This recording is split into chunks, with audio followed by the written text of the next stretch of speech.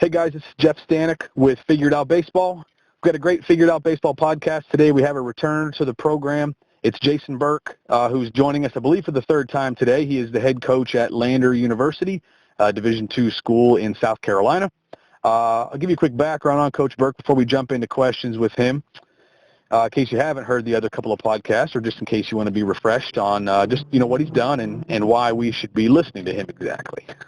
Hopefully he'll prove that to you in this podcast. But he started his playing career at Lander University, finished his playing career at Southern Wesleyan, and graduated in 2004.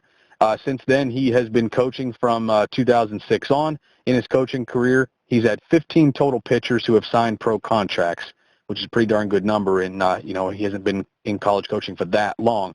2006 and 2007, he was an assistant coach at Wofford College.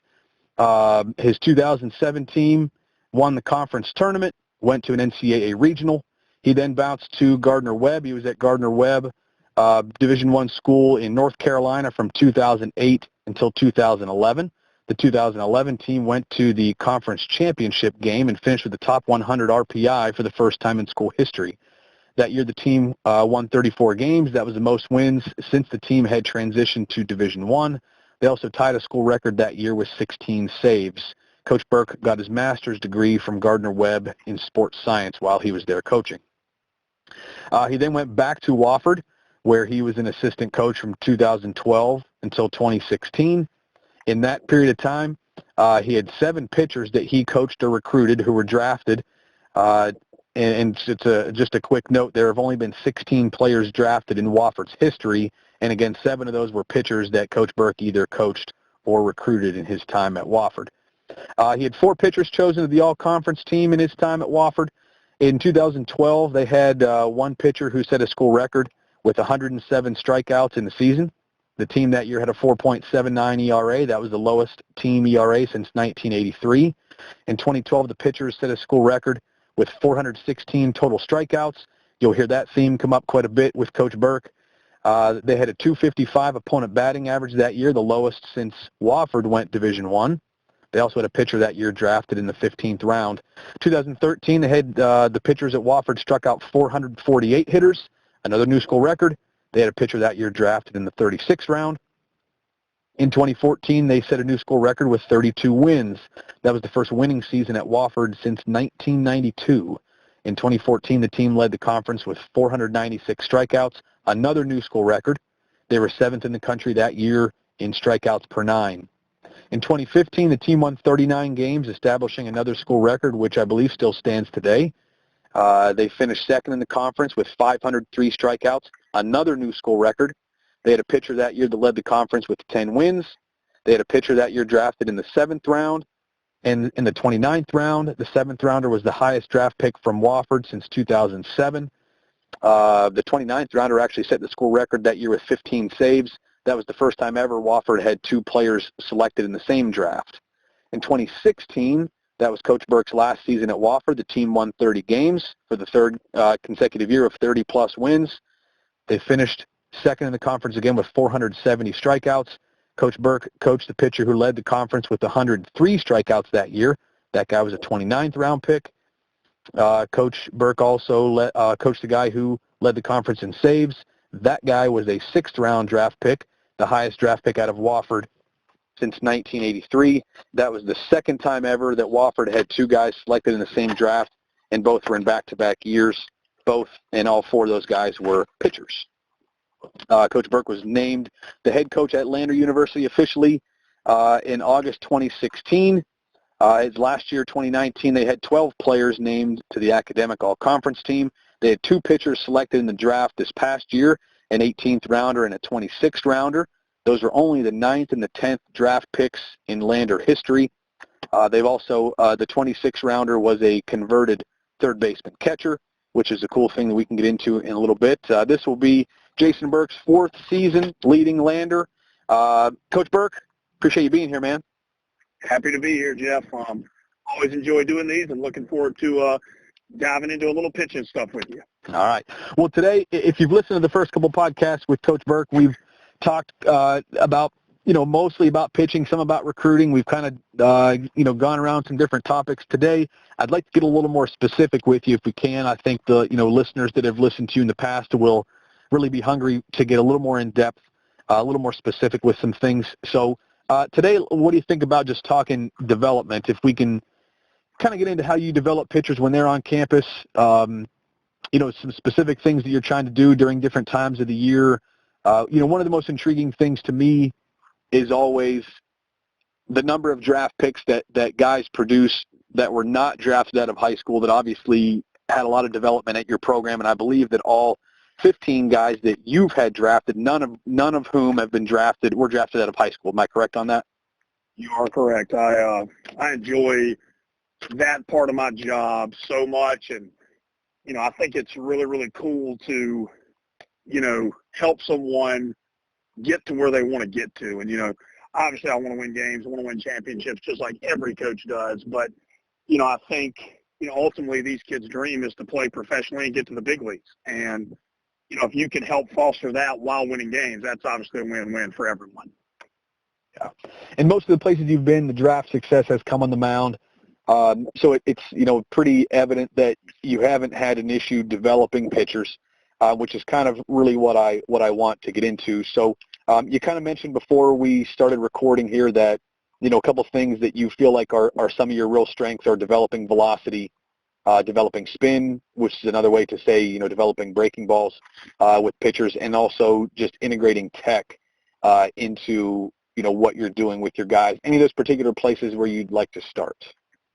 Yeah, I think, velocity is kind of where I start, and a lot of people, tap me as a velo guy, and they're like, hey, if you want to throw harder, go pitch for Coach Burke. Or, hey, if you don't throw hard, he's not going to pitch you. I hear that a lot, in the recruiting battles, and, just for my players in general, they're coming to visit, and they'll be like, yeah, the reason I came is because so-and-so told me you'll help me throw harder. Really, to be honest with you, I think teaching someone to throw harder is the quickest way to a pitcher's heart. If you add velocity to them, a lot of times I feel like they'll listen to anything else you tell them. So that's kind of where I start with things most of the time. To me, velocity is a math problem. It's momentum, rotational power, and sequencing, and I'm just looking for the hole in those three. Once I find the hole in those three, we just try to attack that hole as opposed to, obviously just coaching just to coach and, kind of throwing stuff up on the wall and seeing what sticks. We try to focus on the one of those three with every single pitcher. One of those three meaning of the momentum, rotational power, and sequence. Yeah, so like if a kid is lacking being able to produce momentum on the mound, then we coach almost all momentum with that pitcher. If his sequencing off, then obviously we coach mechanics more than anything. Okay, let's talk about those a little bit. Let's start with sequencing just because it's mechanical mostly. When you're going out, let's start with kind of what you're seeing from these guys before they get on campus.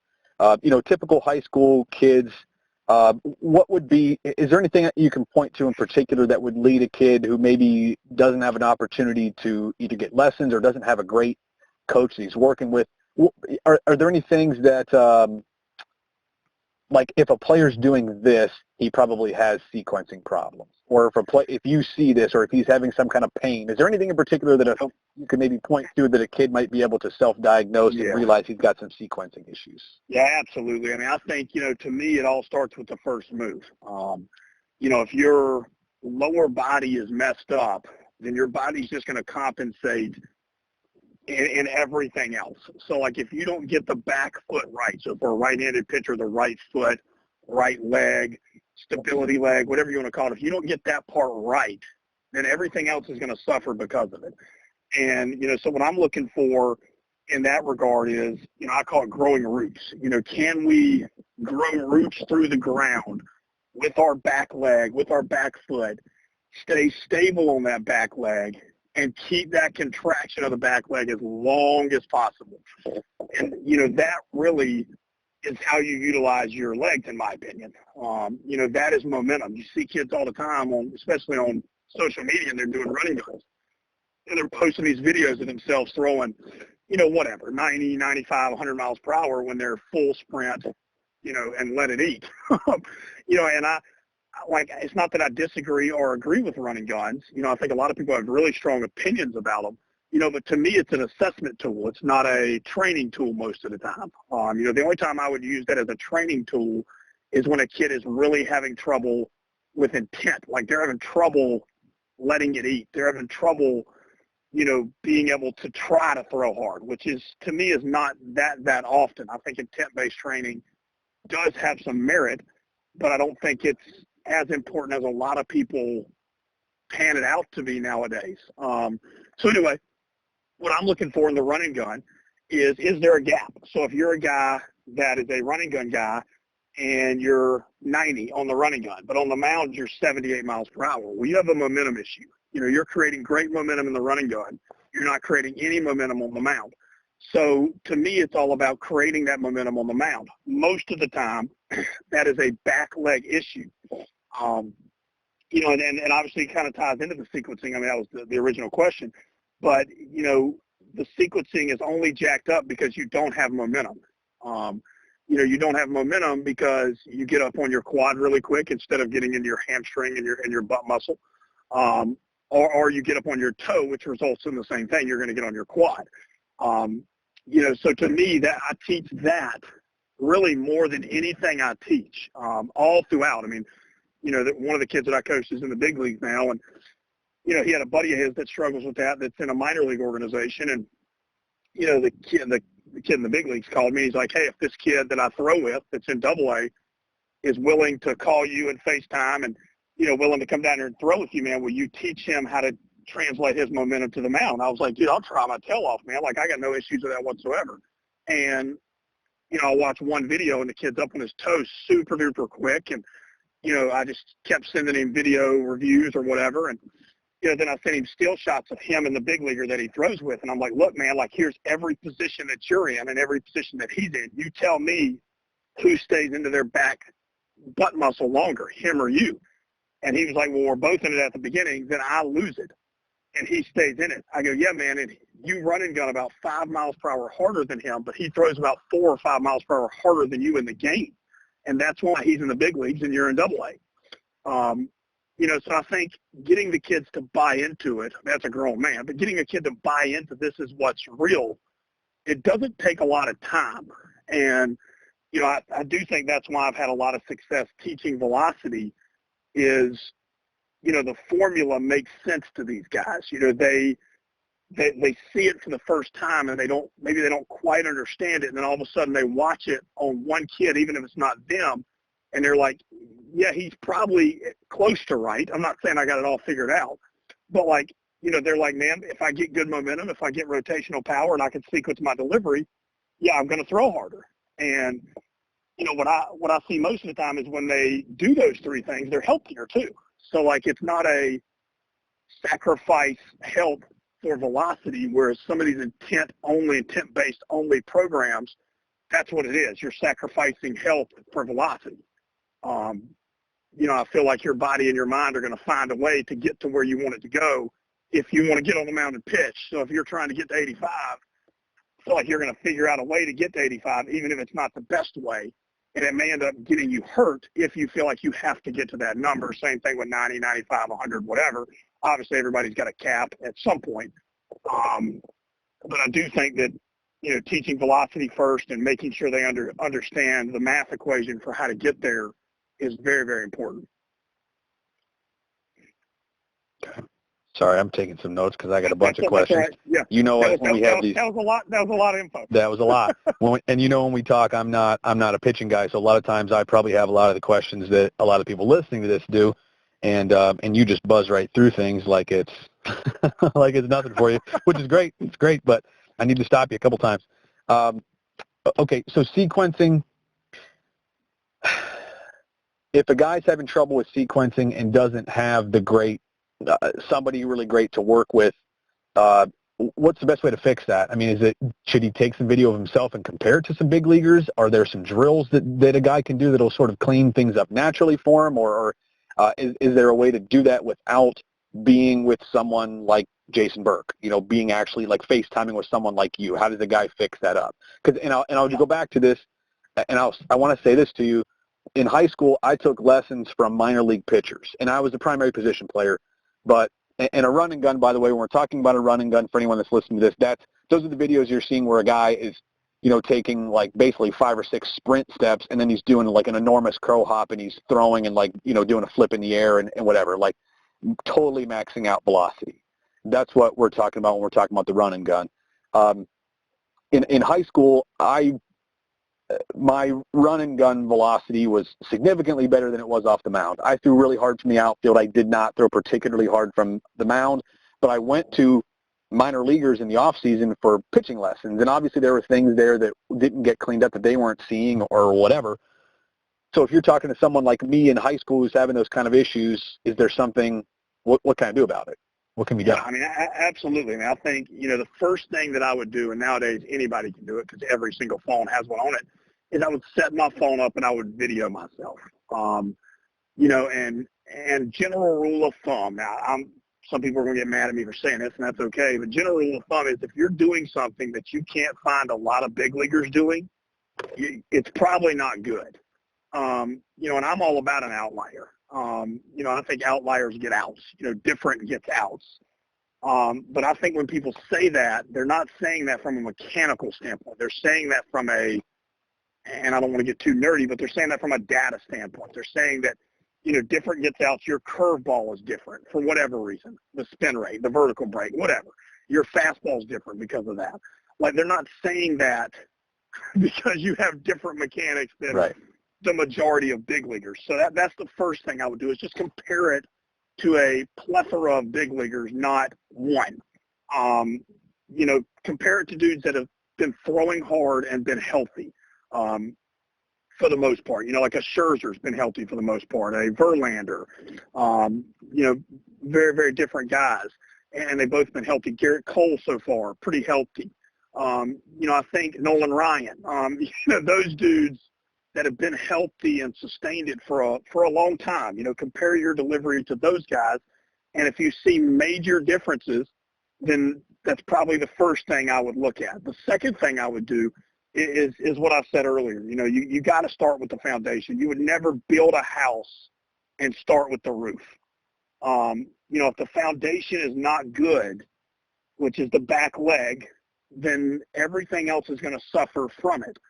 If your back leg kicks out, your back knee kicks out over your front foot really, really hard, then yeah, you're going to get on your toe and you're going to get quad dominant very, very quick. You can make drills up to help that. Anything that keeps your back foot in the ground longer will help that. You can stick a rock up underneath your cleat and try to keep pressure on that rock for an extended period of time. It doesn't take fancy toys to be able to do that, even though they are pretty cool to have. A drill that I do a lot of times to help with that is I'll get a guy at the bottom of the mound as opposed to where the rubber is, and I'll have them jump back with both feet, land on their back leg only, and then just throw. It seems like a very simple drill, right? But it forces you to feel your back foot completely engage the ground, because when you land from the jump, you can only land on that one foot, and you're on a slope, so you have to stabilize. And again, when I describe it that way, it sounds a little more complicated, but literally all I'm asking him to do is stand at the bottom of the slope, jump with both feet back, land on one foot, and throw. Facing what direction? If you're a right-handed pitcher, you're standing on 2 feet facing third base. Yeah, facing third base dugout. Yep, just stand just like you would on the mound. Like, come set just like you would on the mound. Right. Facing third base. The catcher's obviously in front of you. You're just going to jump back a foot, 2 foot. There's no real distance that I try to get, which will force you to be slightly on the slope. And then when you land, just land on your right leg, which is your stability leg, and then just throw.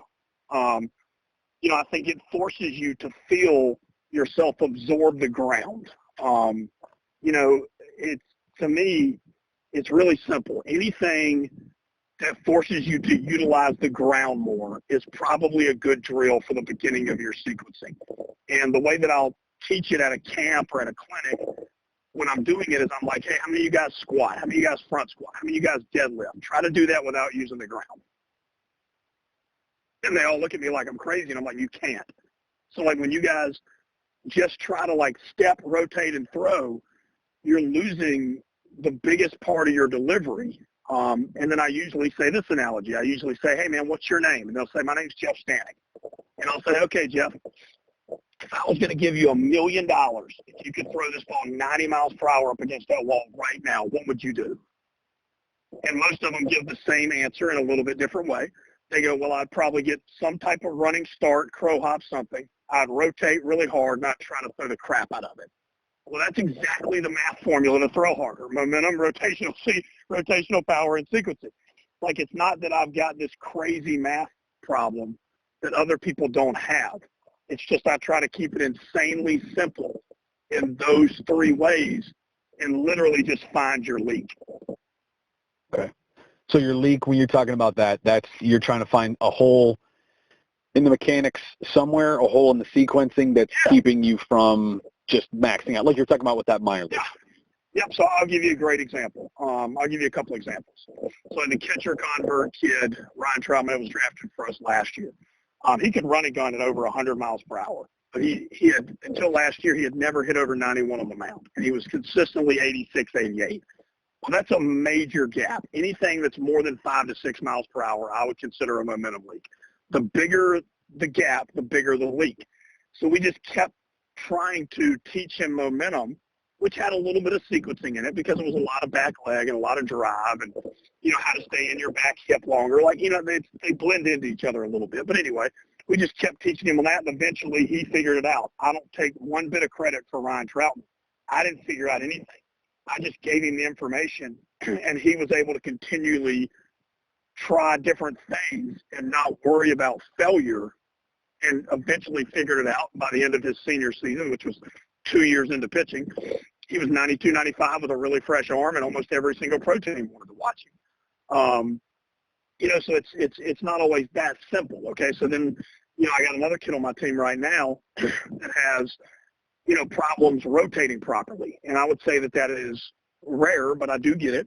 And what I mean by that is he just doesn't have a lot of hip mobility, T-spine mobility, which is, the flexibility in his back and his hips. He strides across his body a little bit, so therefore it cuts off his hips from finishing. So, I coached that kid completely different than I coached Ryan Troutman. I coached that kid on rotational stuff, not on momentum stuff. And maybe when we fix all the rotation, maybe his run and gun will jump, and I'll be like, okay, now we got to work on momentum. But I don't know that until we fix what I would consider his biggest leak.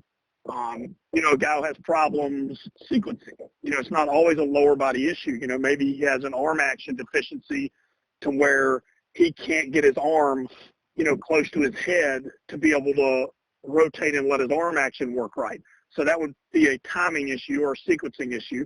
And I would coach his arm action a little more. Maybe I'd get him with some weighted balls and, try to force his hand to get connected better or get his arm closer to his head before he rotates. That way his sequencing or timing is a little bit better. So it's never the same thing, but it's always that hunt for, hey, this is going to help this kid and this is going to help this kid. And I don't know exactly what's going to click for Ryan Troutman to let him feel that rotation or that momentum, but I'm going to keep giving him things over and over and over again and let him self-explore, and figure out, okay, this is feeling good. This feels like I'm producing more force. We're not fortunate enough to have force plate mounds or anything like that at Lander. If we did, it'd be really cool, but we don't. So we're just a little bit of trial and error in that regard of what works and what feels right to you. Okay. I want to go back to something you talked about, just about taking some video of yourself and comparing it, to some big leaguers. And if you're doing things that you don't see big leaguers doing, like if you compare yourself to multiple big leaguers and you don't see any of them doing what you're doing, you're probably doing something wrong. And I want to kind of compare it to hitters, which I'm more familiar with, because when you look at major league hitters, there are some absolutes, but there are some things that are done differently between different major leaguers based on the type of hitter that they are. I'm a Pirates fan. I'm from I live in Altoona, Pennsylvania right now. The Pirates had a rookie last year, Kevin Newman, their shortstop, his first rounder out of Arizona. He's a guy he led the Cape in college. He led the Cape in batting average twice. I think he hit 330 something as a rookie. he's a guy that's he's going to try to hit for a high average. He's going to try to split the gaps. Going to try to run a little bit. You're going to find some differences mechanically with him than you are, Joey Gallo or somebody that's trying to hit 50 homers and if he hits 220, so be it. Is it the same with pitching, or do you generally? I mean, will a different? I don't want to talk about like a submarine guy, but I'm talking about guys that throw from relatively the same arm slots. Will you see different mechanics from different guys who are, maybe a guy that throws 100 compared to a guy that throws 92 that's trying to create extra movement, or are pitching-wise, are their mechanics basically going to be the same? I would say they're basically going to be the same. They're going to get in very similar positions with their lower body, very similar positions with their hips. Their lead leg is going to do very similar things. The biggest difference I think you're going to find is in their arm action, which would kind of be like a bat path, I guess. And you're going to find differences in their slots. So, to me, if we're only talking arm action, really what you're trying to do is you're trying to get your arm in a good place for your body to rotate and to kind of slingshot it through the zone as opposed to create your own arm speed. Guys get that in position in different ways. And a lot of times guys are like, man, that guy's completely different than him because of X. And I saw I can't remember who the two pitchers were in it. Scherzer was one of them. I can't remember the other one off the top of my head. But I saw a tweet the other day, and I was like, man, this is a really good tweet. It had Scherzer, and it had somebody else at the higher slot, maybe Verlander, maybe Strasburg. I can't remember. And it was showing that their deliveries were unbelievably similar until their arm, shot to its slot, where Scherzer's slot was really low. And it was the point the tweet was making, which was opinionative and probably take some people off, is like, it was saying, throw from a higher slot, get on top of the ball. Coaches that say that would never say that to Max Scherzer. And, they probably wouldn't. But, he got to that position in a very similar way to the guy that was a higher slot. He just happened to slingshot or vault, whatever word you want to use, his arm action to the slot that was more comfortable for him. So, in short, your answer to hitting, or your question to pitching about hitting, is, I think hitters are a little bit more different than pitchers are. But ultimately, I do think there's some differences in how guys attack the ball with their bat path, just like there are differences in the arm action and how they attack that.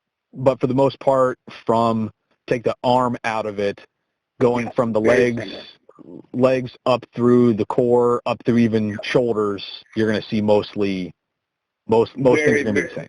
Yes, very, very similar. I mean, the only thing that I would say that's going to be different, and I think it's really easy for anybody, high school, college, a coach, whoever's listening to this podcast, is a lot of times everybody teaches everybody that you have to stride straight. I do not believe that. You look at someone like a Scherzer, he strides across his body pretty hard, but his hips are very, very effective. What I think is a very quick, easy way to test that is literally how you sit.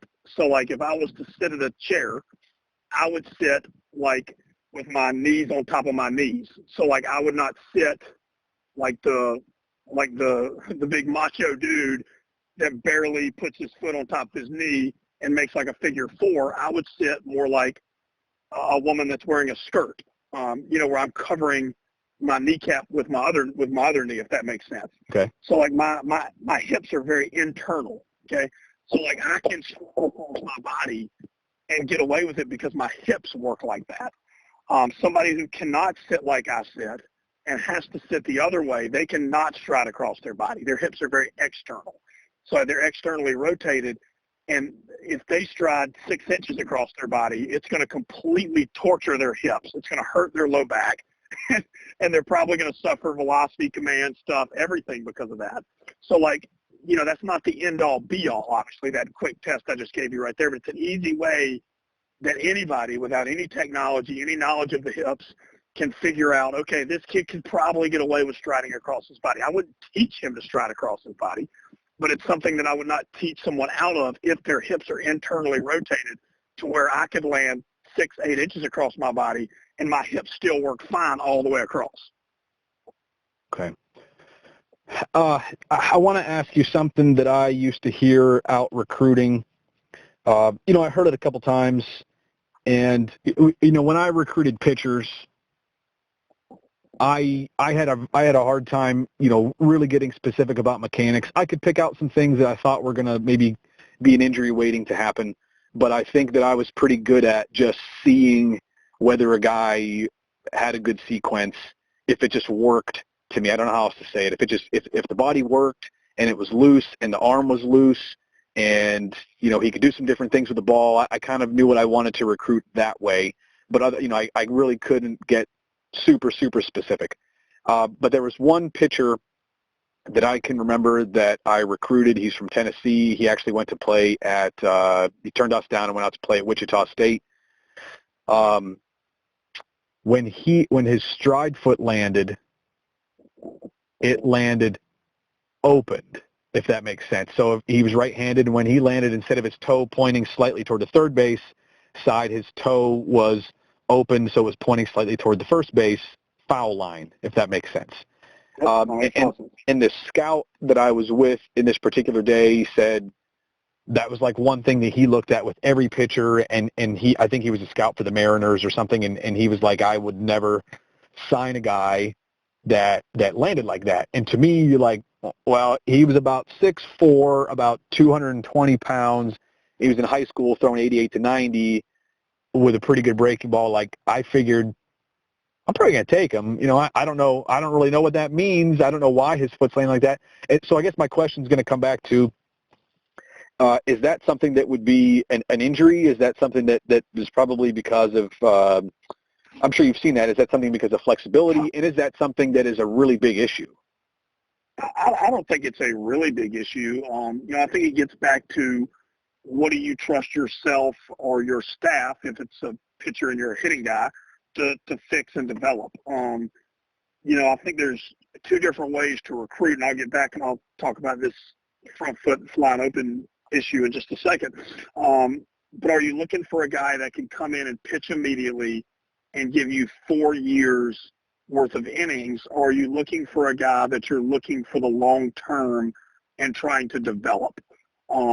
If you're looking for a guy that you want to pitch for 4 years, and maybe the ceiling's not quite as high, but he's going to get innings every year, I think that it's got to be a cleaner delivery. There can't be tons of major cleanup that you're going to have to do with that kid, or you're not going to get 4 years out of him. The same with the other way. If you're looking for a kid that, you're looking for high end, and you're like, man, like, we can't recruit the kid that's already 92, 93 miles per hour. We got to find the kid that can get there. You're probably going to get a kid that you've got to clean up some things to get him there, and it's going to take a little bit of time, and you may not get the 2 solid years of innings and performance out of him. So I think it gets back to what you're going to recruit, and obviously I think if you're looking to max out and you're looking to win championships, I think it's got to be a combination of both. I don't think at any level you can recruit that same kid over and over again. I mean, if I was Vanderbilt, who just won the national title, I think Vandy's still taking some risk on cleanup kids. They're just taking a risk on a cleanup kid that can throw 100 instead of a kid that can throw 92. That's the difference. But I don't think you can recruit all kids that are ready to throw 4 straight years at Vandy. I just don't think that's realistic. So anyway, to get back to your original question about the front foot flying open, to me, that instantly tells me he's an externally rotated hip kid. It would be, this kid can't stride across his body any. That would be the first thing that would pop in my head, right, wrong, indifferent, whatever, and get away with it because his hips won't work properly. The second thing I would think about it is, okay, this kid is obviously flying open with his foot, which your foot is probably going to lead your leg all the way up to your femur and on up, and it's probably going to lead to his hips opening up early. So where that scout is probably right is, if his lead foot is opening up, his arm is probably not in a very good position for his upper body rotation, which is going to be a red flag for an arm injury, whether it be shoulder, elbow, whatever. And there's a lot of other factors that would go into that. So, I video every single recruit that I have any interest in whatsoever, and I get asked all the time, hey, Bert, do you really think you can see stuff when you're videoing these kids in a high school or a travel ball game? And the answer is yes, or I wouldn't waste my time. But, that's what I'm looking for, is how many red flags does this kid have?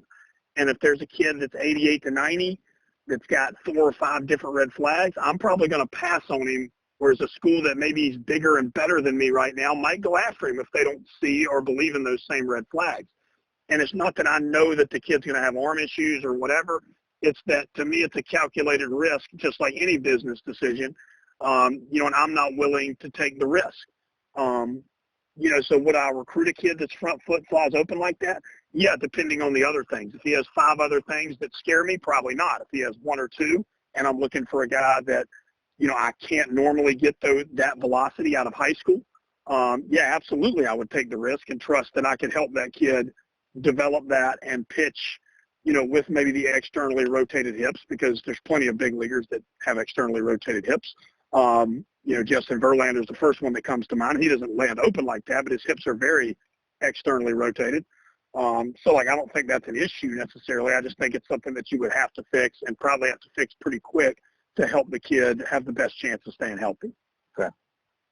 I guess my next question is, I want to get back to, I still want to stick to the first 3 things you mentioned. Like, I kind of want to keep the conversation as much as possible around momentum, rotational power, and sequencing, which I think is where it all started and probably where it all really begins for pitchers. But I do want to ask you, as a coach, you feel pretty confident in your ability to coach pitchers. Is there anything you think that cannot be taught? I don't think there's anything that cannot be taught. I really don't. I think you can fix really anything that you really want to fix. Some people say you can't change arm actions. I've had plenty of success helping kids change arm actions. Nolan Ryan, if you YouTube Nolan Ryan's pitching career, and it'll show you his arm action from day 1 in the big leagues to all the way with the Rangers at the end, and you'll see mammoth differences in his arm action. There's things that I've had no success fixing before. Again, I said it earlier, I don't even pretend to have it all figured out. And, if you and I did this same podcast in 2 years, hopefully mine would be different. Hopefully I will have learned things and fixed things and apologize to pitchers for messing it up and not getting it right with them. But I think there's certain things that every pitching coach can and can't do. When I leave a pitching staff, whether it's leaving Gardner Webb or leaving Wofford, the new guy that takes over, they're better than me at things.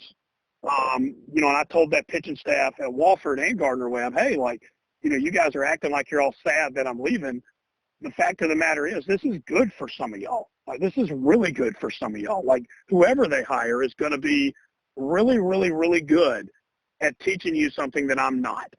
And I think it's okay, and it's good to be self-aware of what you are and aren't good at teaching. A great example of that is there's a guy on Twitter that it's called Location Nation.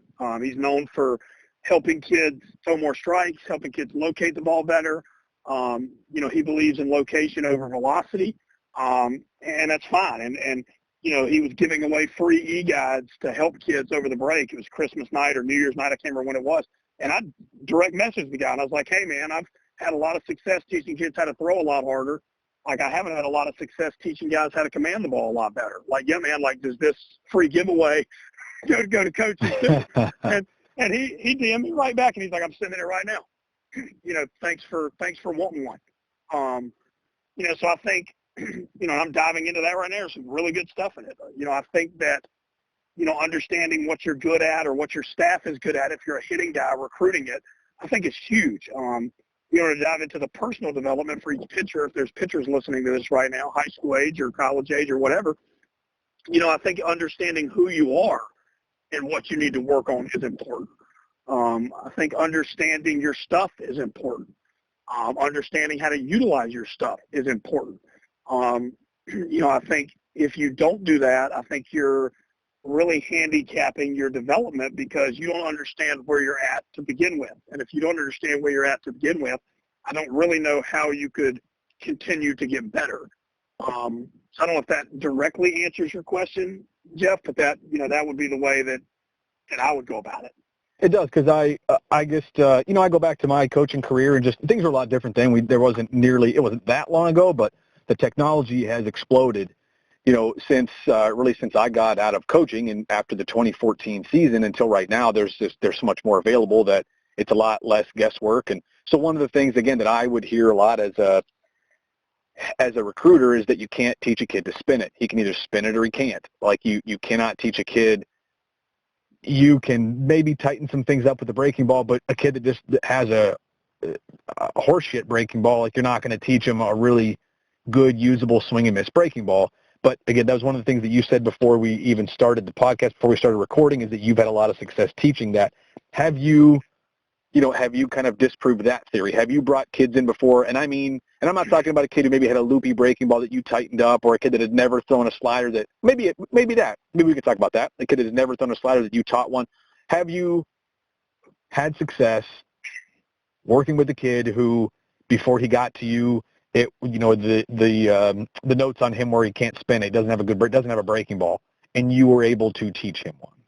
Yeah, I mean, absolutely. I think, like I said, I don't think there's anything that's not teachable. I think there's people who can't teach things. Okay. Like that's the best way I can say it. I know that sounded like a complete jerk comment to some coaches. No, it's not, because you've said in this on this podcast there are things that you're not good at. It just is what it is. Yeah, that's a good way to see it. Yeah, there's a kid I'm recruiting right now at the break, and I just flat out asked him 2 days ago. I said, hey, dude, and I'm not going to say his name on this, but hey, dude, I'm going to tell you what I'm good at. You tell me what you're not good at, why you're leaving this school. And if they don't match, then let's just go our separate ways, because you're looking for somebody to help you. I'm looking for somebody that can help me. That just kind of is what it is. And, man, right now I'm not good at teaching guys to command the baseball better. I'm not good at teaching guys a really good changeup or developing their changeup. I'm just not. And I would never make the comment of, well, you just can't teach a kid a changeup just because I stink at coaching it. That's just, I stink at coaching it. I got to get better at it. It's got nothing to do with it can't be done. So, to get back to your question, I've definitely had success with that. I don't take credit for anybody's learning of a pitch or adding velocity, because I really truly feel like, they had to do the work. All I did was give them the direction. But like a kid like a Ryan Troutman, I have no idea what Ryan Troutman's curveball, slider, cutter, I don't even know what he threw when he pitched the little bit he did in high school. Troutman is the catcher, third baseman convert at Lander. Okay. He pitched a tiny bit in high school. If you asked him, he would probably say, including any bullpens, if you want to just count 20 pitches as an inning or whatever, he would probably say he had less than the equivalent of 20 innings in his entire life pitched before he came to Lander. His freshman year at Lander, he played a lot of third base for the team that went to the World Series. His sophomore year, he caught over 40 games for me. I'd have to go back and look to see exactly, but he caught the majority of the innings for us that season. Very, very good receiver, could not hit to save his life. He would tell you that. It's not me being a jerk. I recruited an All-American junior college catcher out of Hartford Community College in Maryland. And then I was fortunate enough to get a kid that was leaving East Carolina who ended up being very, very good for us behind the plate. And we signed them both in 1 year. It was not designed. It was not what we were trying to do. We were trying to get one good catcher. The ECU kid, I hate to say, kind of fell in her lap, but he kind of did. So I call Ryan Troutman up, and I tell him, hey, man, I know you caught 40 games for me last year. This is the summer before his junior year. And I tell him, hey, dude, we're going to convert you into a pitcher. And it went dead silent for about 30 to 45 seconds. I thought I was going to lose. I thought I was going to lose a player that I really, really liked and loved. Troutman's my boy. He was my boy back then. He's my boy now. It was not me being mean. It was me just trying to be real with him. After about 45 seconds of silence, excuse my English, but he just said, hell yeah. and that's when I thought it was going to be good. I thought it was going to be all right. And he came in his junior year, the very next fall, and he was like 85, 88, and he was getting hit around all over the place, and he was walking a lot of dudes. And I remember sitting in my office with my assistants telling them flat out, I messed this up. Like, he was our best defensive catcher. He had a really good arm. I thought that I could help him throw harder, and I don't know that I'm going to be able to. And it broke my heart. Like, I remember bringing Ryan in the office and saying, hey, dude, you're probably not going to pitch a lot. And he was 85, 88, getting smoked around the yard pretty much. walking a lot of dudes. By the end of that season, he was probably 86 to 90, still getting hit a lot, still walking a lot of dudes. And I was like, well, 86 to 90 at this level, unless you're dotting it and spinning it and changing it, probably ain't going to work real well. So we started working on a slider. It's not very good, to be honest with you. It's like 75 miles per hour, kind of loopy, not real good. So I'm like, okay, dude, like, stop trying to make it a slider. Like, just grip it like I'm telling you. Do the drills I'm telling you to do, and just let it be what it wants to be. And so he starts adopting that mindset. He goes off and plays summer ball. He comes back during the fall. He had great numbers in the Coastal Plains League, so I'm thinking the kid figured it out. I'm back to being all happy and pumped for him. Hey, this kid's going to be nasty. Back to thinking I got it right and switched team positions, and that's what we should have done. He comes into the fall. He's like 87 to 90, still spraying it a little bit. The slider is tearing more into a cutter at that point, and it's hard. It's like 80 miles per hour, 82 miles per hour. And, you know, it's because he believed in the drills. It's because he worked the drills. It's because he adopted the mindset of I don't care how it breaks. I'm just going to let it be what it is right now and let my natural athleticism and what my hand naturally wants to do with the baseball do its thing. So he still wasn't going to pitch a line. He's getting hit when he threw strikes, and he's walking a lot of dudes. Pro Scout Day rolls around late in the fall. Not one dude says one thing about Ryan Troutman. Not one dude likes Ryan Troutman. Not one dude gives him a card. Not one dude gives him a letter. And we had plenty of dudes that got letters, got cards, everything. And I'm still thinking I jacked it up and messed it up. We go into the season. He's a right-on-right matchup guy as a senior, which is not where you want to be in case you're listening to this wondering. Okay?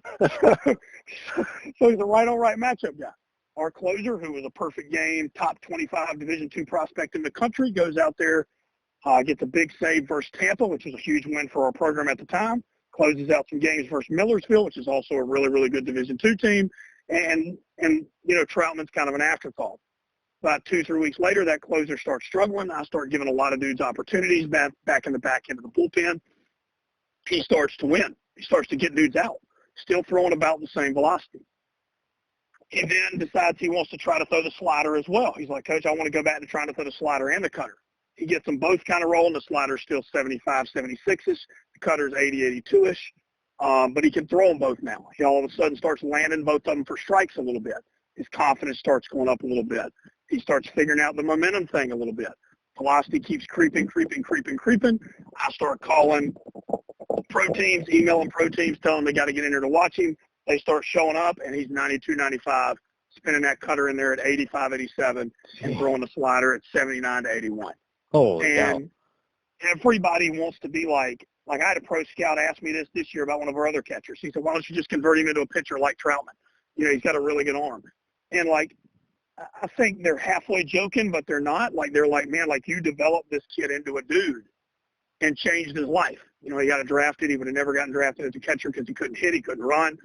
You know, like, but I don't think I did that at all. I think I gave the kid an opportunity that some people would have looked at and been like, screw you, coach. You know, I caught 40 games for you last year. I'm going to come back and win that catching job, or I'm going to transfer. And the kid didn't either. The kid believed in what I was telling him. The kid never once came in my office and said, Coach, you messed this up. I said I messed it up multiple times. He never did. You know, like when people say it's all about your mindset, situations like Ryan Troutman's, it kind of was. You know, how many kids nowadays with the transfer portal would have left? Yeah, and if there was one day, if he just, 75% of them. Yeah, and if there was, at any point he stopped believing in himself or in you, it probably wouldn't have happened. He probably wouldn't have taken that jump. You know? It wouldn't have happened. And, you know, I'll say this got nothing to do with this podcast, but I'm going to say it because I love it, and it's one of my favorite stories ever in coaching. The kid, when he was the right-on-right matchup guy, one of our bullpen catchers got hurt. He had a slip disc in his back. And we only had one bullpen catcher, so let me say it that way, our bullpen catcher, not one of our. And Ryan Troutman came to me, and he's like, Coach, I'll warm up everybody. Like, I got no issues, okay? And at that point, I was like, yeah, you're the right-on-right matchup guy. Like, yeah, man, it's cool. Like, you want to warm up, go ahead. Well, you know, then he became our closer, you know, 5-6 weeks later. And I'm like, Trout, man, like, you don't need to warm everybody up anymore, dude. Like, we'll find somebody else that can sit down there, dude. Like, you don't need to kill your legs trying to warm everybody up. And he was like, Coach, I'm warming everybody up. Like, I'm our best dude down here. The other guy's hurt. And Stanek, he warmed up everybody for the entire season. He would warm up the 7th and 8th inning guy before he got loose. That is hilarious. Like, oh my gosh. You do things like that, and your teammates love you. Yeah. Your teammates want it for you. You don't know how to win the hearts of your teammates to do stuff like that, and your teammates all be pulling for you. His character was through the roof. Yeah. Let me go back to that's an awesome story, but I have so much more to ask you, and we probably don't have a ton more time. I want to ask you about momentum on the mound, which seems like it's a little bit of an oxymoron on the mound because you can't momentum, like, to me, is like the run and gun type of drill. What exactly is momentum on the mound? What does the guy look like who doesn't have it? How do you go about creating it? When you're going from a standstill position, whether you're from the stretch or a windup, at some point you're kind of over the same spot on the mound. How do you create momentum from sort of a standstill? So the quickest and easiest way for me to say this, I'm going to steal from somebody else. I'm not going to take credit for this, but it makes a lot of sense. Randy Sullivan told me one time, he said, Jason, man, like, when you're talking about creating momentum, just tell them about a sprint. And I go, okay. And he goes, use this analogy. He goes, there's 3 ways that you can start a sprint. You can jog and sprint, like start a sprint at a certain line. So you can start 5 yards back from the dude you're racing. You jog to the 5-yard start line, and then both of you take off, okay? You can be the guy at the starting block who's in a very good running position like a track person would be. Or you can be the guy at the starting position that's just standing there, doing nothing. Muscles are loose. Nothing's already contracted, and you're going to run. And he said, Jason, which dude's going to win? And I said, the dude that gets the 5-yard start. He said, you're right. Which dude's going to finish second? I said, the dude in the good sprinting position. He said, you're right. I said, which dude's going to finish last? I said, the dude who's standing there doing nothing to prep his body. He goes, okay, that's how you teach momentum. And I go, well, I can't teach him to get the 5-yard jog up to the line. He goes, okay. Can you teach him to create some momentum by how they sink into their back leg? I go, yes. He goes, that's the dude getting the 5-yard jump. He goes, can you teach a dude to his first move is to co-contract and contract the back leg and start getting force into the ground and underneath the rubber instantly? I said, yes, I can. He said, well, then that's the dude that's at the starting block. So everything kind of goes off of those 3 things. So, like, I'm going to teach a kid, hey, man, what feels comfortable to you that can actually get you going and get your body moving a little bit? So the 5 yards build up.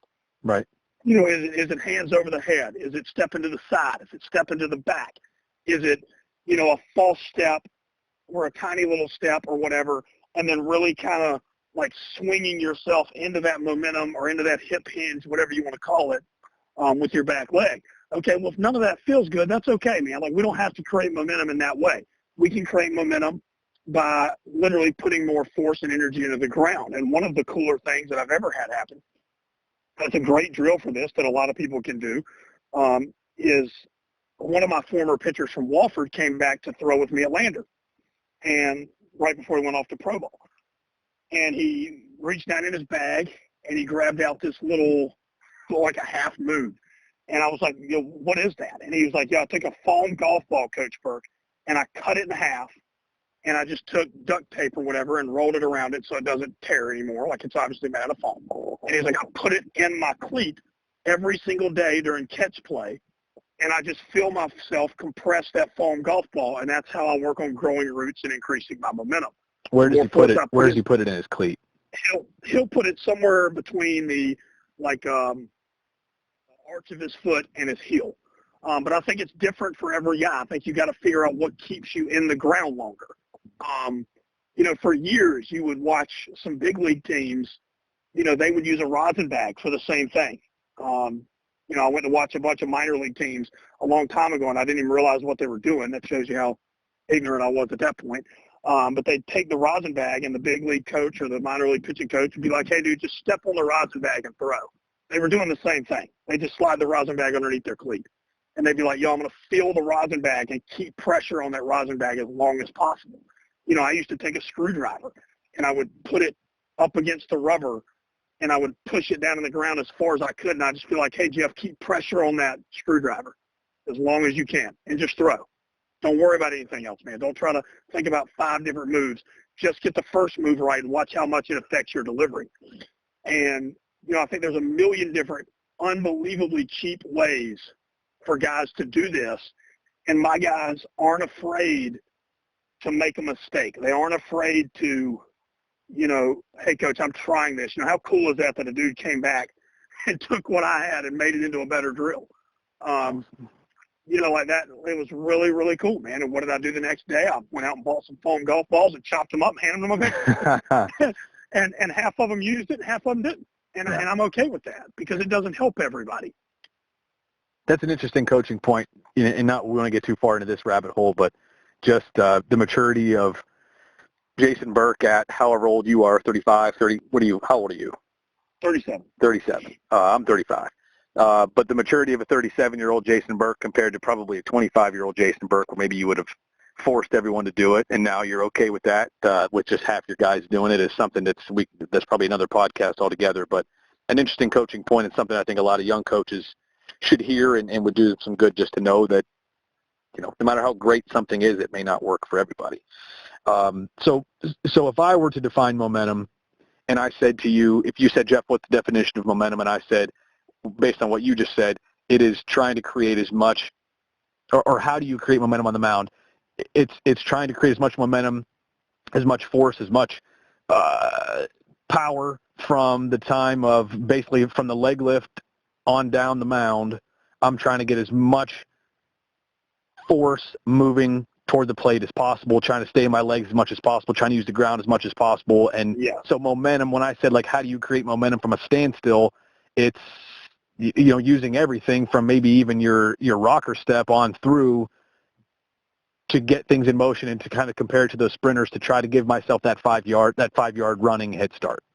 Yes, absolutely. And I think, a great way for people to think about it is I'm trying to stay on my back leg and ride it as long as I can ride it. So, like, I'm not trying to triple extend my back leg to produce energy. I'm not trying to go, like a side bound would be an okay but not a great example of it, whereas you want to ride that back leg absolutely long as you can ride it and keep that back foot in the ground as long as you can while producing force, because as soon as that back foot comes up, rotation is going to start to happen a lot of times, or you're going to jump upward as opposed to jumping towards the catcher.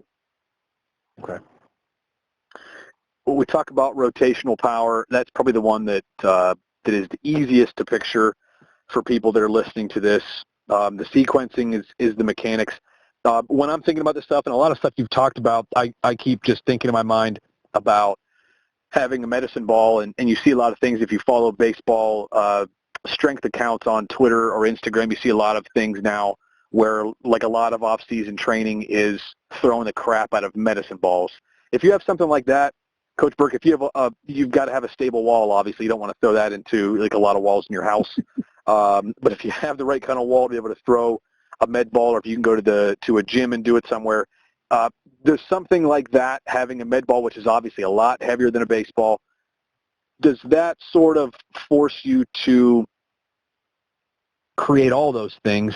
I mean, that sort of makes you create some momentum. It would seem like it would increase your rotational power, and it also seems like it would probably naturally kind of fix some sequencing issues, even though your arm slot may not be exactly the same. But that's what's happening in my mind. Am I right or am I off base on that? I think you're spot on. It gets back to earlier we were talking about intent-based training, and I think med ball training like that is great. Just like I think intent-based training is great. Intent-based training would be the run and gun. Yeah, would be run and guns. You're trying to throw really hard very often. I just don't think you can only do one of those. So I don't think you could entirely base, okay, I'm going to learn how to throw harder off doing these med ball drills up against this brick wall or cement wall. I don't think you could entirely base, hey, I'm going to learn how to throw harder, become a better pitcher by only throwing hard and having all intent-based. So, like, I think you've got to be a good mixture of it, because I think it all helps. It all brings something to the party, and especially if you're unaware of where your leaks are. So, like, rotational training to me is about throwing med balls. It is about getting explosive. It is about rotating harder. But it's also about rotating later, and it's also about core stability. So if you're a younger kid and you're a 14, 15, 16-year-old, listen to this, or a dad of one of those, or a coach of one of those, I would argue that you need just as much, if not more, core stability training and being able to co-contract your muscles, which means contract them at the same time. You need more of that training, or just as much of that training as you need the explosive med ball training, because your stabilizer muscles are probably not great. So you need to create an unstable environment where you have to stabilize it. So if you have a water bag, you can train with a water bag where you have to stabilize the entire time. If you don't have that, that's okay. You could do a regular plank or bridge exercise and have somebody slapping your arms to where now it's an unstable environment. There's a million different ways that you can create that unstable environment. You take 2 med balls and put them underneath your hands and get in a regular top of a push-up position and have somebody lightly slapping, your arms. Shoot, you could get your J-bands out and strap them on and put them on your arms, and somebody slap your arms as you do some of your J-band exercises lightly. Anything that forces you to co-contract to stabilize is a good thing. I think it helps guys control the rotation as opposed to just rotating out of control. Interesting. I'm going to ask you a couple of weird questions before we call it a day here, but just some things that I've been writing down as we've been going through this. First of all, this is probably the least of the weird questions. How much, and these can be, they don't have to be super, super long answers, but just kind of things that I was wondering about, thinking about. How much is mobility and flexibility a part of all this? You kind of mentioned one of the guys that has a little bit of a lack of mobility within his hips and his thoracic spine, his lower back. Basically lower half the back. How much should young pitchers be working on their flexibility, or is that stuff that will come with other drill work they need to do? Should they be doing yoga for their hips? To make sure they're good and loose and flexible in high school? Or is that something that's natural, or what do you think about that? No, I would say absolutely. I think it's a huge part of it, and the best way I can describe that, and hopefully be applicable to everybody, is you don't want your flexibility and mobility to be a reason why you can't get in a position. So if I'm coaching a kid, the worst thing that can happen, in my opinion, is for me to be man, this kid just can't get in that position. Because then, I hate to say it this way, but it kind of takes the coaching aspect away from it. Because then you've got to address what I call a hardware issue, which also stole that wordage from Randy Sullivan, to where the software is his mind. The software is, him being able to feel his body moving in space. And for me to be, hey, man, I want you to get the ball a little closer to your head, him to be able to figure out a way to get the ball a little closer to his head before he rotates. The hardware would be, man, the kid's hip mobility, T-spine mobility just aren't good enough to do that yet. So there's no reason for me to coach that kid in that, because he's just going to get frustrated. And he's just going to think, well, nobody can do this. I can't do this. He's asking me to do something that is impossible for me to do. So it almost takes away coaching for a little while, because you have to fix the hardware problem, which is the mobility of wherever, or the flexibility of wherever. The other thing I'll add to it, and I don't know how true it is, but I'm going to say it anyway, is I've read a lot of stuff that would say that your flexibility and mobility, somewhere between 75 and 90% of it is determined by the age of 18. Well, if that stat is true, then 75 to 80% of your body's capability and flexibility and mobility is determined before I even touch you. So to me, even if that's not true, I'm not running the risk of those studies being true. So if I'm a 14, 15-year-old, or I'm coaching, 12U or 14U, I'm already starting on that stuff. And I'm already helping guys with that, because there's no studies out there that would show that stuff is not good for young kids. Right. Whereas there probably are some that would say strength and conditioning or not for growth plate issues and things like that. There's nothing like that on flexibility and mobility out there. If I was to do it all over again, I probably would have done gymnastics a little bit as a kid, knowing what I know now, because I think gymnastics could have helped me become stronger in certain joints and more mobile and more flexible. And I probably would have been a little bit better pitcher and athlete in college because of that. Interesting. All right, next weird question. I once recruited a guy, and again, another guy that passed. You'll hear a lot of stories like that from me. Recruited a guy, and he said no. But I went to a camp once in Tennessee. There was a guy with the funkiest arm action that I've ever seen. I can't even describe it to you. I brought the video back, and I showed it to the other assistant coaches, including our pitching coach, and we all watched it for like 10 or 15 minutes speechless, like just on a loop, just kept watching and watching and watching his little bullpen session because I couldn't describe this arm action. I had to show it, and the pitching coach is eventually like, I don't know. It's hard. I don't know what to say about this. I really have never seen anything like this. It was like when he got to the back of his arm circle, his wrist kind of did some really, really super funky stuff. But he was 87 and 90. He's like a 5'11" right-hander who was 87 and 90 in his bullpen, and he was unsigned. So, just like most guys that I saw at that time that I thought could help us in any way, we offered him, and he said no, and he went to another school in our conference, actually, at the time, and they fixed his arm action. When we saw him, later on, he had they got rid of the funky wrist thing he was doing, and Burke, it was, I can't, funky's not even the word. It was messed up. I mean, it was weird as can be. But obviously things were working because he was throwing the ball 90 miles an hour. They fixed it, and he was 86, 88 for the rest of his life. Yep. Is there anything that would tell you as a coach, that's weird, but don't fix it? That might be part of the reason you're as good as you are. And I'm gonna say one other thing. I'll give you one other example. There's another kid I coached at one point. He was a fat right-handed pitcher. We'll just say it. He was heavy. He's not a good body guy, but he threw pretty darn hard. But he was a freshman in college. Threw a lot of innings for us. I won't even tell you where he was, which college it was. But between freshman and sophomore year, we were like, hey man, this is the whole staff, like not me.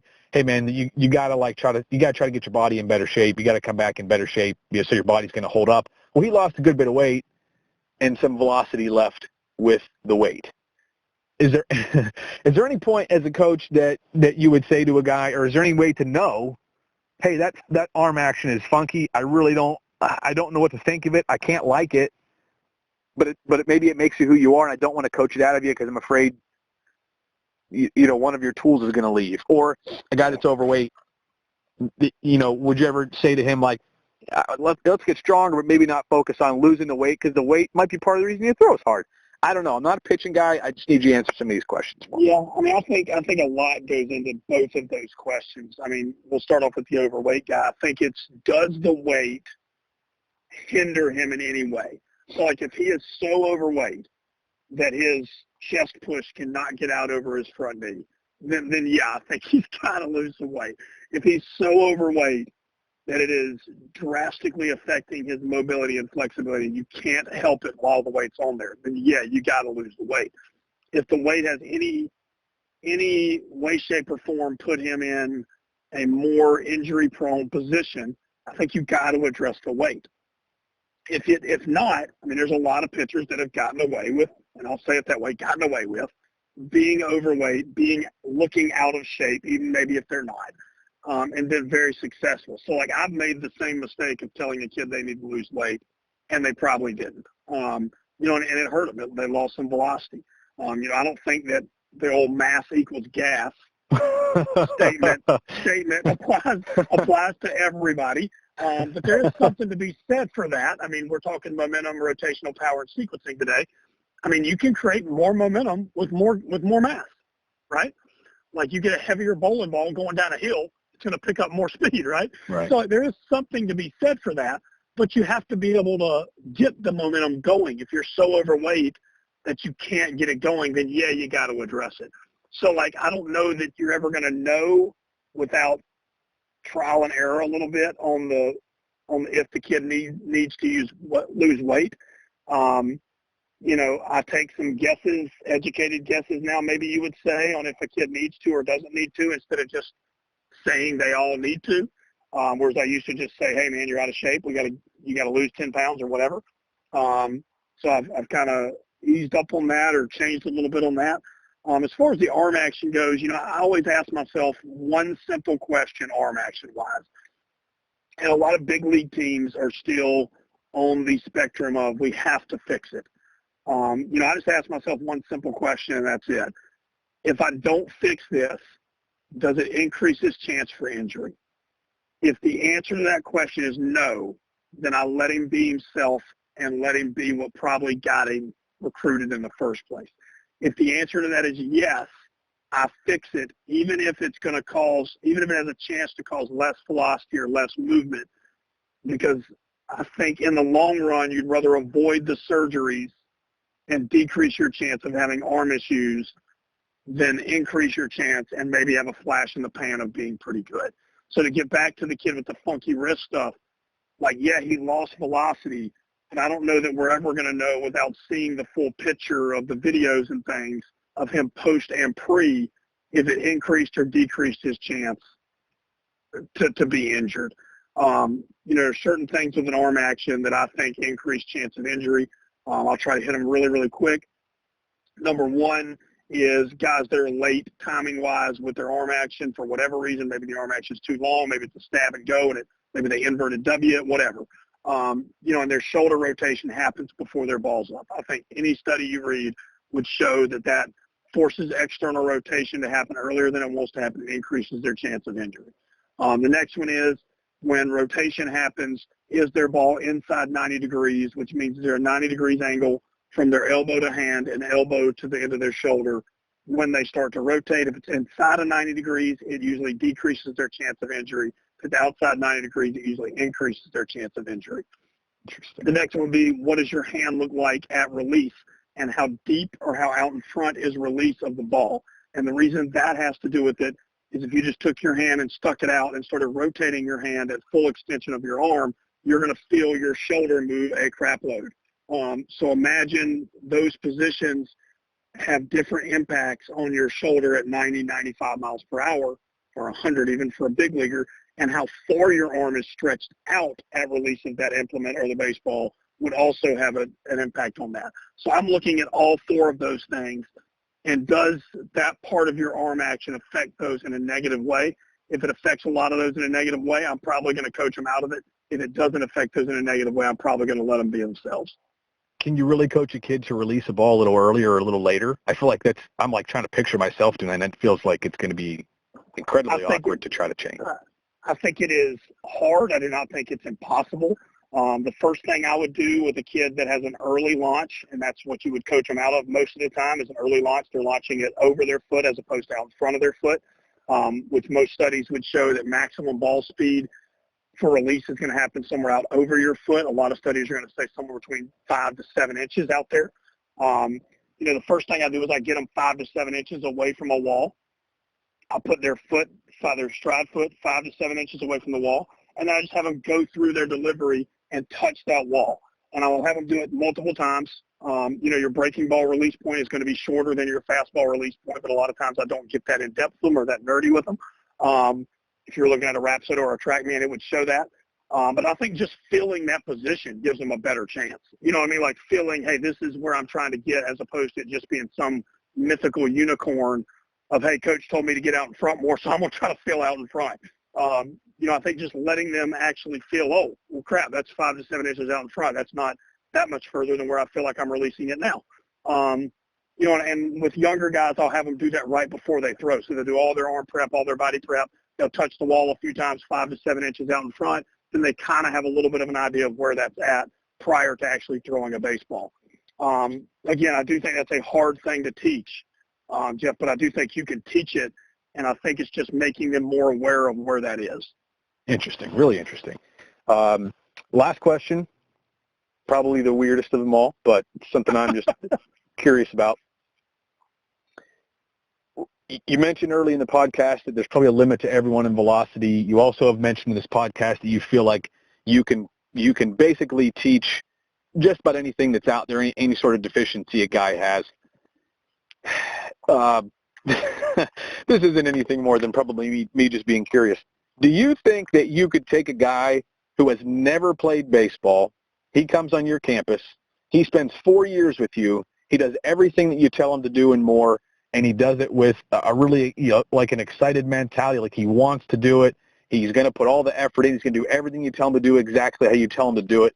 Do you think you could take a guy who has never played and has no reason to believe that he could ever be good at throwing a baseball? Do you believe you could take a guy like that and in 4 years, with everything included, weight training, any kind of drills you want to do, weighted ball stuff, blah, blah, blah, from freshman year to senior year, do you think you could take a guy like literally Burke off the street and have that guy throw 90 miles an hour with a baseball if he would just do anything you'll tell him to do and maybe has some sort of athletic ability about him? Number one, I would love to try that. But number two, the quick answer, and a lot of my colleagues that I pick their brain would probably shoot me for saying this because they would 100% say yes. The quick answer would be no. I don't think I could. And the reason I would say no, where some of my colleagues would be mad at me for saying that, because they would be like, Burke, like, I know you don't believe that. The quick answer for saying no would be there's just so many variables to throwing 90 or to throwing hard in general. And there's so much self-exploration. Like, I think you have to have some idea of what you're doing to be able to get to that point. And, I think it's just so hard for a kid that's never played the game, never thrown an implement. Maybe they've played another sport. Maybe they've been a wrestler or lacrosse player, but they've never actually thrown something other than with the stick of lacrosse. There's just so much other stuff that goes into that. And I just think that it would take a large amount of time to really dive into that. And I don't think everybody's body is made and designed to move like that. And I also will say this. I think some movement patterns are harder to fix than others, even though I think they're all fixable. It'd be one of those situations as a coach where you would be like, where do I start? And, I would start with the lower body. But ultimately, it would take a lot of trial and error, and it would take a lot of that athlete being cool with, trying some really crazy, funky things, and there'd be no guarantee that it would work. Like I said, the first thing I said was I would love to do it because I think it'd be a lot of fun. And I think I would learn maybe more than that kid would learn along the way because I don't get to do that. But the quick answer would be no. I do not think I could take somebody that has never thrown and never really done anything with baseball whatsoever and in 4 years develop them into a 90-mile-per-hour arm. I think a lot of guys that I pick their brains would tell you, yes, they could. I don't necessarily buy into that. Because it almost seems, and I don't mean to say this like to discount anything anybody does, but it just seems like there are so many guys at lower levels of baseball, meaning like outside of like the top half of Division I, right, where guys are just throwing really hard. And obviously they weren't throwing really hard when they got there, so it almost seems like, I guess, anybody that does the right things maybe can get there. I don't know. It's just, I think about the sort of experiments that Major League Baseball has done with like getting, there was a movie about this, I forget, $1 Million Arm, where they got some guys from India that played cricket, I believe, and they taught, no, they didn't know anything about baseball. It was probably a different scenario than a kid like from the U.S. Who maybe just, I don't know, ran track or something or played soccer and like never played baseball. What about a guy that was like 78 miles an hour in high school and like was a pretty decently big kid, maybe a 6'2" guy who was fairly loose but just didn't have the arm speed? Do you feel like you could take that guy and make that guy throw 90 in 4 years? Legitimate question. Yeah, I mean, I think I would have a shot at helping that kid achieve that. Again, assuming that he would do everything that you would tell him to do. Yeah, right? yeah. I think, and he wanted to do it. The biggest thing that I would say, and I'm stealing this from one of my former players again. So I have a former player from Wofford. His name's Jacob Condrabogan. And Jacob throws anywhere from 95 to 100 miles per hour now. with the Nationals in Double-A. He'll probably be a big leaguer this year, next year, if he can stay healthy. Me and Jacob were texting one day, and he sent me some video of it. And this was this past season with the Nationals. He's like, hey, Coach, just wanted to send you some video. Always trust your opinion of what you see. Let me know if there's anything you see. So I sent him all these notes back. Hey, man, I see this, I see that, I see this, yada, yada, yada. I'd probably put my focus on this. Obviously, you're in the season, not trying to make big mechanical changes during a season, yada, yada, yada, whatever. Okay? Well, he sends me back the response of, Coach, number one, I think you're dead right, okay, with your analysis. But number two is I think if I fix those things, I think it will allow me to throw a tick harder. But I think I'm already throwing hard enough to get to the big leagues. And I think if I do those things, Coach, I think it's going to increase my chance for injury a lot. And I just text him back, you're right. You're right. And, I think with this kid you're talking about, 6'2", whatever, 200 pounds, 78 miles per hour, I think there'd be a great chance that me or a lot of other pitching coaches could help him get up to 90 miles per hour in 4 years. My question is, what would we have to do to get him to that? And, if you increase the chance of throwing harder, you increase the chance of getting hurt. I don't think there's, people ask all the time, why is there more Tommy Johns nowadays? Well, it's because people are throwing harder. You get in a car and you drive down the road at 60 miles per hour instead of 40, you've increased your chance of having a wreck. Yeah. So, I think it's very, very simple why we're having more Tommy Johns. I don't think it's pull downs. I don't think it's run and guns. I don't think it's, any of this stuff that everybody really, really likes to blame. I think it's just people are throwing harder. So if you have more people throwing 95 now than you ever have, yeah, you've got an increased chance of injury because they're moving faster. Same thing with this made-up kid we're talking about. As he starts throwing harder, he is going to increase his chance for injury. And, I would say there'd be more of a red flag for me that the kid may get hurt than there would be, could we help him get to 90 miles per hour? Again, it would have a lot of factors that go into that, but yes, I would absolutely take that bet of taking a 6'2", 200-pound right-handed pitcher from 78 to 90 way more than I would take the other bet of off the street, Joe Smoke off the street to 90 miles per hour. Our soccer coach here at Lander loves to come out there and hit and throw. I wouldn't dare say that I could take him and make him a 90-mile-per-hour arm. He's never played baseball in his life. He's only played cricket. But he enjoys us, we enjoy him, and he likes coming out there having a good time. But, if I put a gun on him right now, he's probably 70 miles per hour. I don't think I can get the 70-mile-per-hour Englishman to 90 miles per hour. Yeah, that's good. Pitching is as a non-pitching coach, pitching is just such a different world to me than hitting. It almost seems like it's not far-fetched to say that you could take one of the best pitching coaches in the country as far as developing velocity and put that guy in a Division III program and recruit a bunch of guys that throw 78 miles an hour, but that have a little bit of athleticism or looseness to them, and develop a staff that could legitimately have a bunch of 90-plus arms. That doesn't seem far-fetched to me, which is it's not such a weird thing to think about, and you can't do that with hitters. You can't just grab a bunch of guys that look like Division III hitters and put them with a great hitting coach and turn them into a bunch of Division I hitters, within a couple of years. That's not going to happen. But pitching is just such a different world to me, and it's such a cool thing to talk about. I have really enjoyed this conversation. We've probably about reached our limit, unless there's anything else you want to throw in here right now. No, that's all I got, Jeff. And I love doing these and love teaching and love learning, and hopefully some people will take some things from this and go explore and learn on their own with it. And I think that's the best way to do it is listen to a lot of people and hear a lot of opinions and take a lot in and grab this from one guy and that from another and kind of try to marry them together. I don't think one person has all the answers for velocity or how to use data or how to spin a baseball. I think it's a complex movement, and I think the more people you can learn from, the better. So hopefully some people get some things from this. And we didn't even get into, I thought we were going to have time to get into, developing just mechanics and velocity as well as spin, as well as getting into tech. We literally got into one of those three things.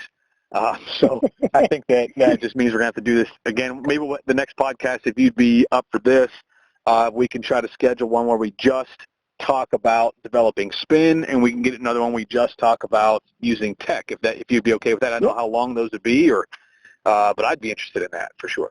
Absolutely. No, I'd love to do it, and we'll set that up and get that on there as well. All right, Coach Burke, appreciate it very much. Best of luck to you guys in the upcoming season, and we look forward to having you back here on Figured Out Baseball for another podcast in the not-too-distant future. Yep. Thanks, Danik. Appreciate it, man. All right, take care.